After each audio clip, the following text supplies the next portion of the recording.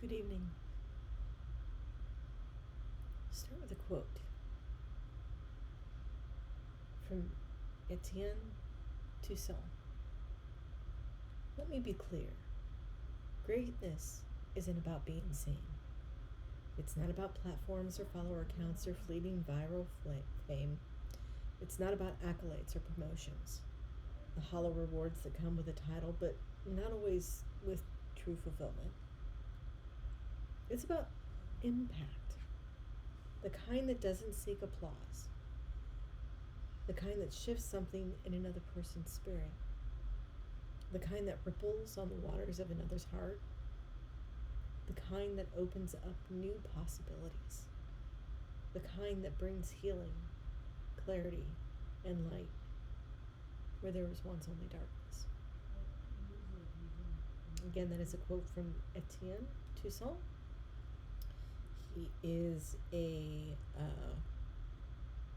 writer that a gentleman by the name of Jim Palmer follows and is influenced by. I thought it was a great quote.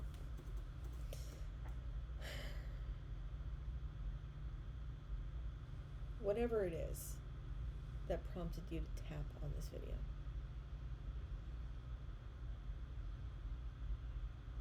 it is a question that you've been asking, in which case your answer, or at least a direction of thought, is somewhere in here. We all are connected, and that connection brings with it a very interesting space that we all fit in this physical plane. And that is the desire to not just truly connect, but to truly have an incredible impact, like that quote said. And if this doesn't feel like it resonates as we go along, then it may be for something down the road. It's a seed. Or you'll just click off, and that's fine. So the idea that many of us want is, particularly the very young ones, is that we want to ensure that we are not just by the time our lives are ended, but as we go along, we are having positive influences and impacts on people's life. And sometimes we don't get that happens in the smallest of spaces, of noticing somebody off to the side and kind of alone, and maybe feeling that energy that they really want to be comforted. Perhaps listen to, or even just simply ask if they are all right. Connection. That providing connection has impact. And connection doesn't necessarily require a lot of things. Some things, but not a lot. Most people, it is a one-off impact that you're going to have. And with the way life works and with the way work works, we don't seem to be able to be filled up in return, seeing the impact that we are making. And if you're a creator of any kind, that's, responses and whatnot comes back, and little messages that you see that somebody's needle has been moved because of what you're doing. Confirmation yawn. And that is always wonderful. But if you go into things or feel like you're measuring what you're doing by how many or how often of those you get, you're missing the biggest point. You're missing the enjoyment of their unfolding. It's like and not everybody is like this, but what it is like is one of my favorite things about Christmas is watching other people open their gifts and that response. Not just because in my household I'm predominantly the gift giver, but because even when I was a kid and if we had a bigger family gathering, it was everybody and what they were getting. And I loved giving out the gifts. I loved handing them out. And I'd have my little pile and I'd sit and wait. And of course, I love to open a present, but I would delay that pleasure for watching everybody else and the interesting things that they got and what insights there were for the gift givers as much as the gift receivers. And that's an impact. That is an enjoyment. But it was an enjoyment that really allows for you to be present with everybody else without expectation, but with a lot of anticipation of good things. And that's what we want. We want to enjoy the moments of that expectation, that anticipation, moving into the blooming of its reality. And that deliciousness when people really connect, when people really seek enjoyment. And a lot of the times, that's what kind of an impact we're looking for. It's the light bulb moment. I loved sitting across from somebody and having a conversation and making a point, and that light bulb just going off, going, oh, yes. And it reshapes something for them. And it's deeply satisfying. Or you go and you do something for someone, and not only is there the satisfaction of a job well done, but it's their response to that, which is why it's so devastating. And this is you, that so often in your life you were not appreciated. So often you would do something and you would be in the middle of enjoying the fact that it was accomplished and done, and somebody would come in and throw a fit about it, or start picking at shit that was missed or that you couldn't quite get to, or needed other tools to complete. But overall, not saying how good it was overall, just all the nitnoid silly shit. Or if they couldn't find something to pick at, to really just go and diminish how much work it was, or something like that. And you were seeking not so much the accolades, although maybe for a few of you that is in the back of your mind, but really the enjoyment of getting the work done and the impact of that work on others, like an author or a musician, watching people read their work or listen to their work. And driving down the road, let's say, if you're a musician, and listening to your stuff, hearing it on the radio, and hearing other people jam out to it. And, well, the trick is to get there is to not worry about any of the other stuff. Is the work satisfying? Do you like it? Yeah, there's some other little things that you may not like, but you can get that done quickly. You finally figured out how to get through it quickly. But what you're looking for is that amazing impact of how it shapes things. Maybe you're a corporate person and you love being a corporate person, and what you're looking for is the impact of your idea on the corporation to either improve it or to improve the lives of the customers or improve the product for the customers, or you cracked a nut on some really hard thing that was preventing it from going forward. and you figured it out. All of these things is all into that wanting and needing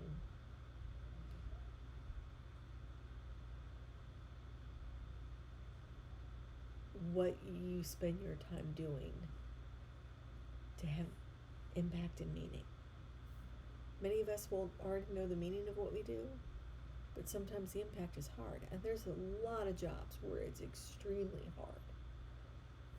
Policing is hard. To do it well and properly. Firefighting is super hard. Social work is very hard. Psychiatry and counseling is very hard, because these wear on the soul, but they're also among the most impactful parts for people. Being a musician is hard. Being a writer is hard. Being a creator can be hard and draining, and it takes a lot out of you. And we're in a culture where they're like, no, you can't, you don't have time to rest, you can rest when you're dead. Well, you can't be, if you don't have moments of rest and moments of idleness and moments of silly discussion and moments where you're just elevated and you're not even thinking about the work. The work has no room to breathe and grow, and you then have no capacity to receive. What best is the direction? Confirmation gone again. But what best is the direction for you and your work. You have a direction. You're on the path. You're always on the path. Even when you think you're not on the path, you're actually on the path. The path is just doing a detour because you put up a bunch of roadblocks back there, and the universe is like, okay, we're not liking that way, we're gonna go this way. And universe will accommodate all day, every day, exactly what you want by the quality of your thoughts and the quality of your presence. So if you got some stinking thinking and you're always down about your work and your job, well, you can't find connection in that. But if you're not willing to put forth the effort to really give yourself space and time, you're just going to continue with the rigmarole. You're going to continue with the rat race. And you're going to be missing the various exits. There's plenty of exits, but you're not going to be able to hit them the way you want to. And that's the toughest thing. Ultimately, you're always on the right path. But if you feel a little stuck or a little sticky, there's a few that are a little stuck out there, but mostly you're really sticky. It's because there's something trying to tell you just now, pause and really figure out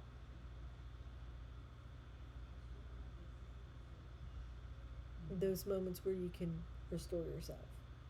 Rest and pause. Pause and rest. The journey doesn't stop at any particular place or destination. The journey is until you leave the body, and then it continues beyond that, whether you come back or not. What really you're seeking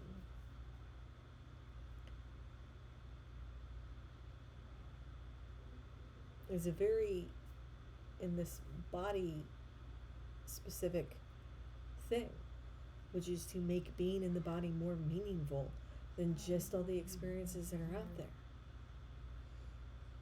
It's part and parcel of us growing. Pause.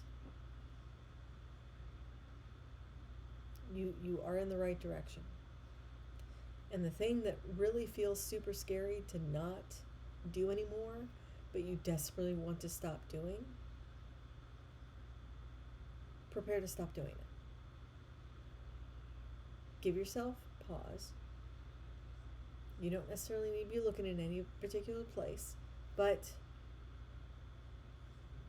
shift into a rhythm of it. Like a thing that doesn't require you to engage a huge portion of your brain, because the work is really what it is. Oh my God, more confirmation, Jan. And the work is what it is, and you already know it. You know it cold, and it's not hard.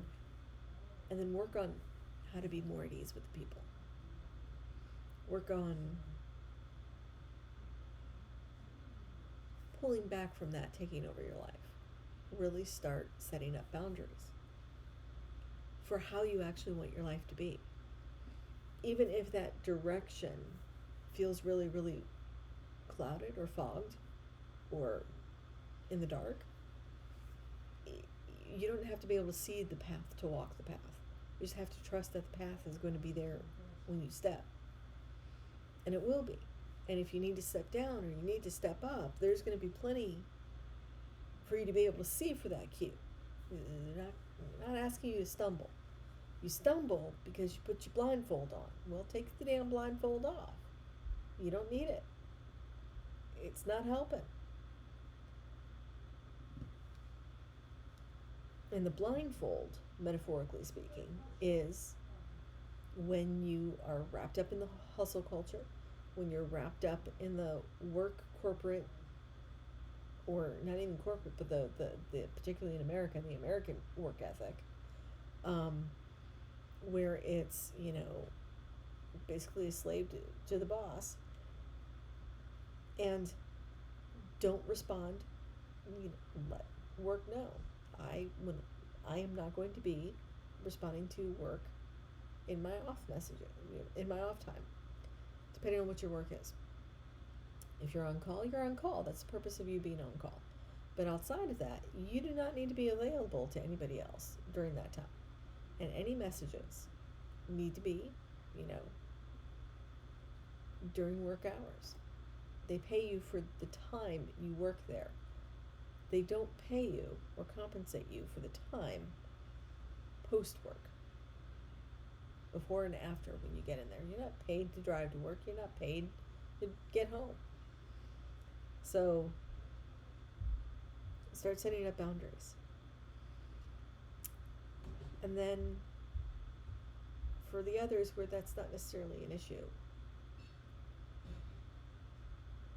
move towards the spaces and places you want to be, where you want to have an impact.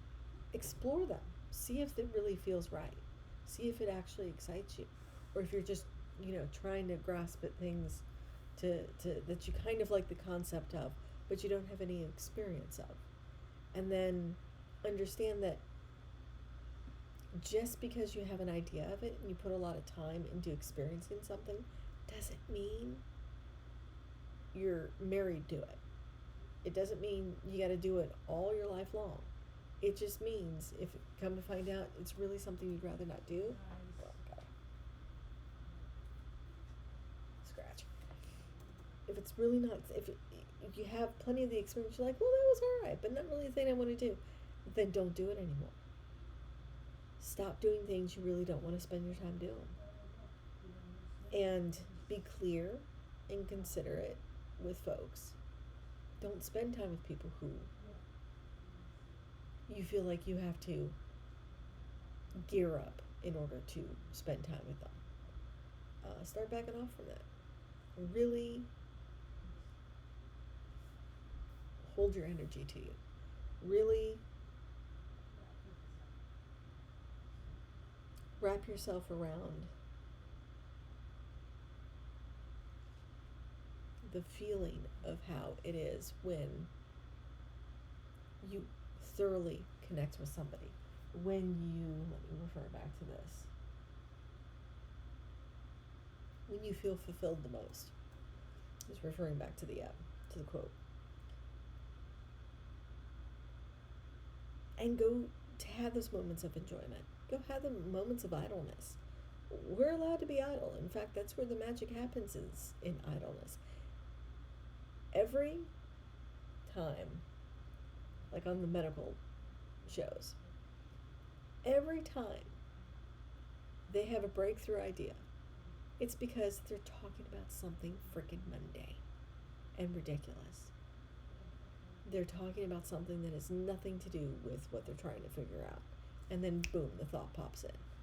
That's how it's going to be.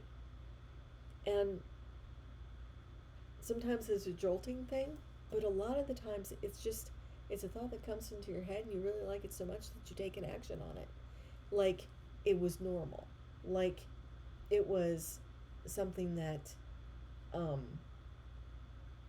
was planned and in place and there. When it is time for you to move firmly in that direction, you'll move. So don't worry about whether or not people are having an impact. That's not for you to worry about. Enjoy being helpful. People will tell you when it helps. People will tell you and thank you. You will know. But so you don't have to spend any time wondering about that part. You'll get it. You'll receive that information. And it will continue to feel so good to do it that you'll continue to do it. And there you go. And if you aren't quite sure what that thing is that will impact people or help people, and you're trying to figure that out, relax so it can come to you. And some of you, you're right there. And others of you, you got a ways to go. And that's okay. It took me 10 years to figure out what the hell I wanted to do. And then I finally got there. But I'm still in my spaces of the next thing that I am angling to experience. And I'm right on the edge of it. I feel it right there, as though there's cloth there, and I could just feel it on the other side. I'm like, it's right there. I can hear it, I can smell it, I can feel it. Sometimes I dream about it. It's right there. And so I'm in the process of relaxing into the feeling of it and not trying to force anything in particular. And it's practice. It takes a while. But boy, when it works, let me tell you. Sometimes, because the universe can make it happen, but in order for it to work its way into all the other things that have been lined up before, well, sometimes it takes a little bit of redoing that weave for you, so that as things are coming together, moving forward, they've introduced it in the right space, in the right time, in the right place, based on your energy and feelings right now.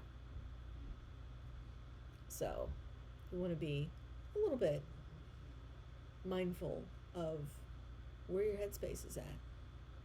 If you're thinking of some bullshit and you're always arguing in your head with somebody, stop. That's what's stopping it.